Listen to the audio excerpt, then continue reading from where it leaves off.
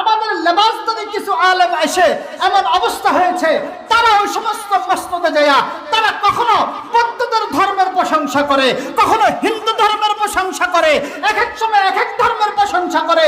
আমার তো মনে হয় এরা সারা বছর সারা জীবন কালা কালা রাসূলুল্লাহ পড়ে শেষ বেলায় খ্রিস্টানদের নামে তাদের নাম লিখে দিচ্ছে। আমরা এই সমস্ত ইসলাম বিরোধী কুফরের বাচ্চাদের গোলাম হতে চাই না। আমরা কোরআনের সন্তান হতে চাই, আমরা কোরআন নিয়ে বাঁচতে চাই, আমরা কোরআন নিয়ে মরতে চাই, আমরা কোরআনের শাসন চাই, আমরা কোনো সেকুলারিজম চাই না। আমরা আলেম উলামাকে ভোট দিতে চাই।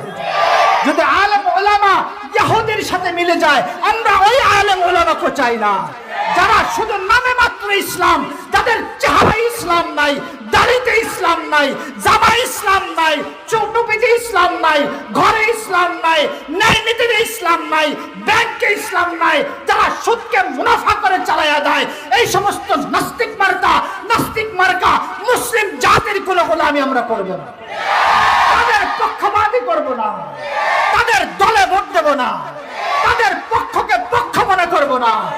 তারা কখনো তাফসীর পরিবর্তন করে, তাকরীর পরিবর্তন করে, কথা পরিবর্তন করে, তাদের দলে যেটা ভালো লাগে তারা সেটাকে ইসলাম বানায় নেয়। তারা ইসলামের নববী নয়, ইসলামের মদিনা নয়, তারা ইসলামের লাহোরি, তারা ইসলামের মওদুদি।